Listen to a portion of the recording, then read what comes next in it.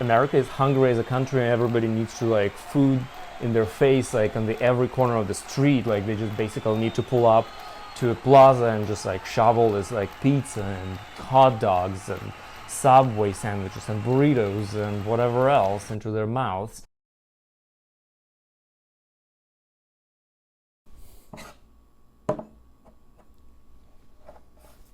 Hey, Kirill here, and I'm resuming my videos.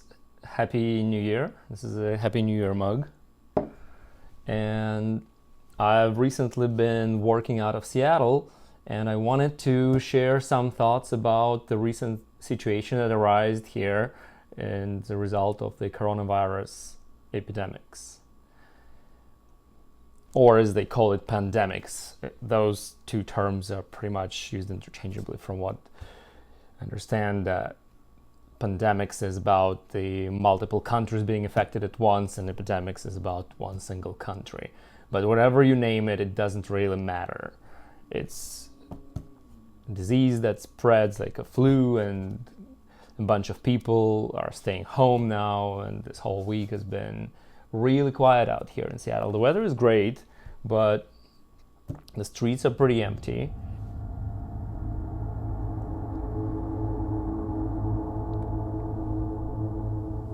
One thing I wanted to bring up is the situation with people that are involved in service jobs in America. Everybody knew already that America is the only developed country which doesn't have any protections for workers.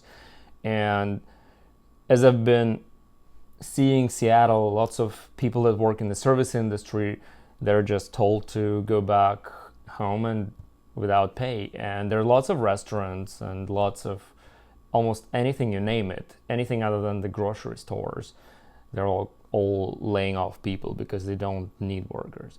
And it's pretty crazy because the way American system works is they brainwash you into believing that you're gonna get some gratification at the end and just have to work very hard to get there.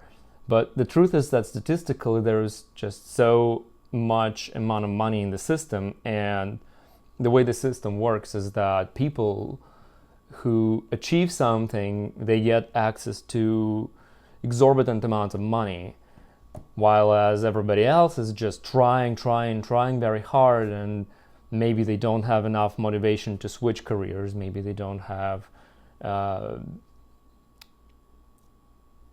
a chance to even switch careers because they're overworked, because the way their pay is structured only allows them to pay their current bills.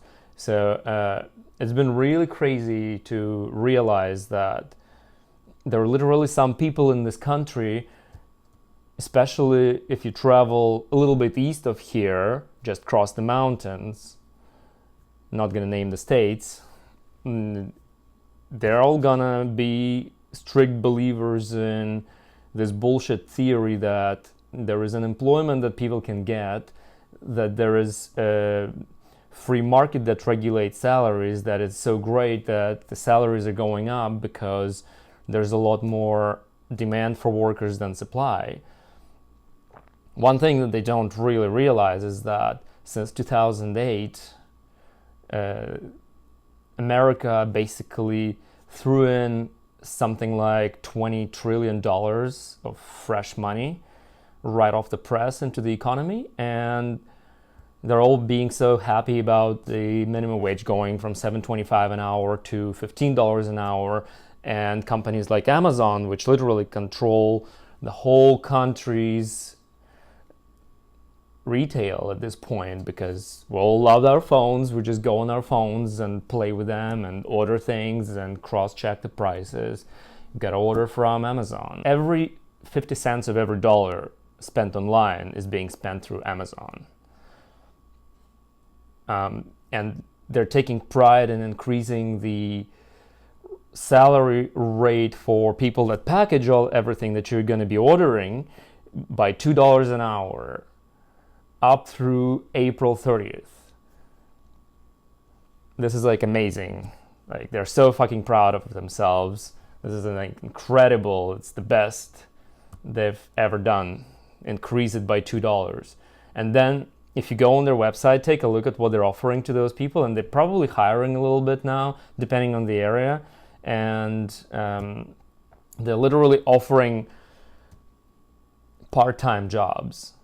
So somebody that is out there that wants to spend the whole day working, like say 8 hours or 7 hours, whatever, like 35, 40 hours a week, and get paid fair wage that is going to support them, that is going to be kind of guaranteed, that is going to give them some sort of like remove the social anxiety from what's going to happen to them in the near future. Amazon is not offering that. They're like literally like offering 25 to 35 hours a week. Just go to their website and you see it for yourself.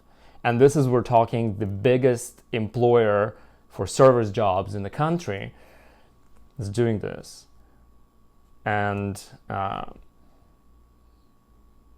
what can be said about like weird places like a restaurant or a fast food chain, or like Walmart, for example, probably do the same thing. They're all taking pride in providing 3 days off a year, something like that. That's ridiculous. I'm really appalled at the way American politicians approach this. You can watch Mayor Bill de Blasio, whatever Trump called him, like a taller version of the mayor of London or whatever. Haha, of course. What did he say? He basically saying that blah, blah, blah, we need to close down the subways. We need to not let anybody in the service industry show up to work. Everybody who's a hairstylist can't work anymore. Just think about it. They're basically pretending like this is a social support system, that they're basically like handing out health insurance, for example, to everybody. And I'm not sure what else they have, but literally a squad of like restaurant employees, a squad of hairstylists and whatever, like they're all not working there. They're just showing up and they're getting paid cash. Maybe they're getting some checks, but a lot of them, just trust me, they don't even get a 1099 from their job. There was like some news about it that some hairstylist got pissed off somewhere in Brooklyn at a customer and threw something, or something like went through the window glass broke, police got called on site. The owner of the shop said that he doesn't know who the hairstylist was, and nobody could find anybody. Like, it's that bad.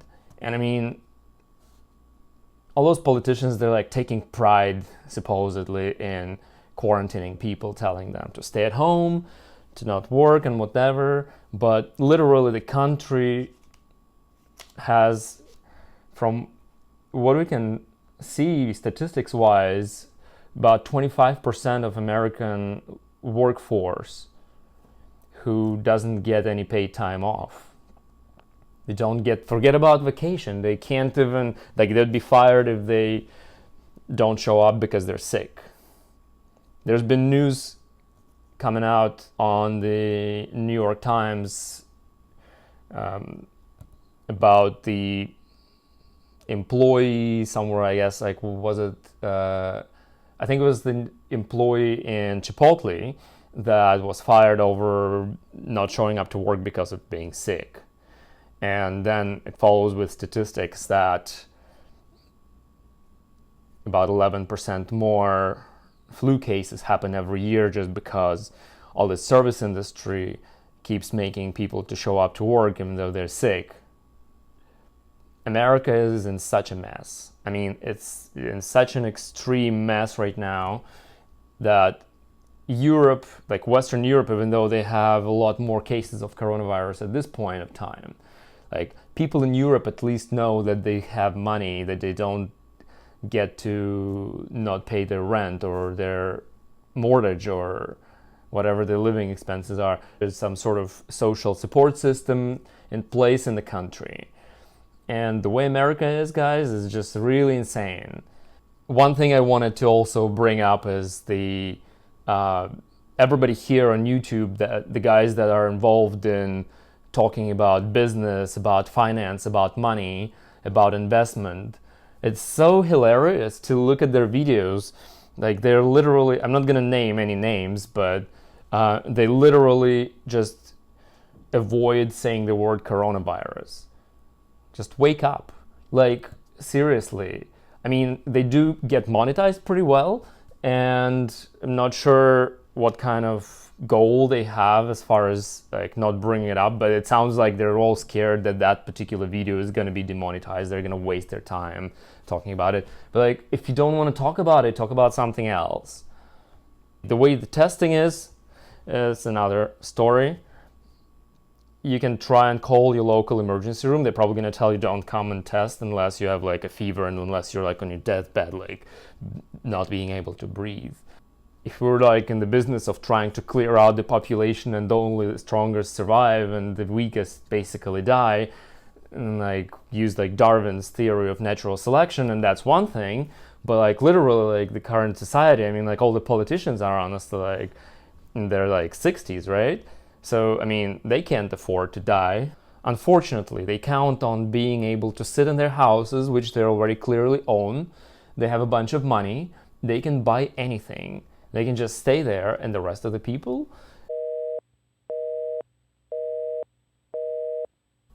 everybody who works in the service industry needs to have some sort of protection. They need to have paid time off, paid vacations. They can't be fired just because of lack of work like that. There should be some sort of government protections for workers. Look, if we don't want this, we don't need a lot of restaurants. If America is hungry as a country and everybody needs to like food in their face, like on the every corner of the street, like they just basically need to pull up to a plaza and just like shovel this like pizza and hot dogs and Subway sandwiches and burritos and whatever else into their mouths. If this is what America wants as a country, then we need to have protections for those people. A bunch of other jobs, honestly, have been also going through recruiters, and they were all going through 1099s or W-2s on the per hour rate, which is significantly higher than what a service industry rate is, which allows people to save up some money, but it's still not sufficient. I mean, come on, like this model, I mean, it's great and it protects employers, but why do we need to protect employers? If we don't need that industry, give it up. I mean, everybody's saying that like American industry is so great. Like, look at the news. The test kits that America designed for, like developed for coronavirus turned out to be improper. Like, they ended up buying them somewhere else. There is some sort of research thought put into the system, but like literally, like I mean, like if a pharmaceutical company needs multi-billion dollar injections to maintain their research staff to develop cutting edge science and pay their scientists like 150,000 or maybe 70,000 or maybe even like 55,000, I don't know, right? Exactly, but like literally, like they're making a shit ton of money and the scientists get paid like some bare bones minimum and they continue working. I mean, if this is the way the system is supposed to work, and you kind of want to think twice about it. Do people that direct the processes all like they necessarily have to be millionaires, like multi-millionaires or like billionaires? Probably not. Let me know what you think. I'm really curious, and we'll see how this situation develops, and I'll see you in the next video. Until next time.